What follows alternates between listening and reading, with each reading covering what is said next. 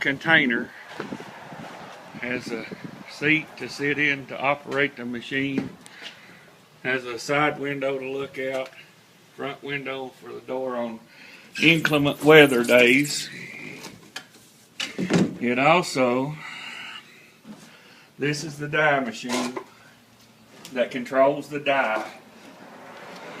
It uses a master flex sensor, and then there's a pump after the die is mixed with the water that pumps the water into the grinder itself. Here's the pump. Also, here's an extra transmission cooler, all the hoses to run the die machine, a power box to put power into this trailer, extra roller frame,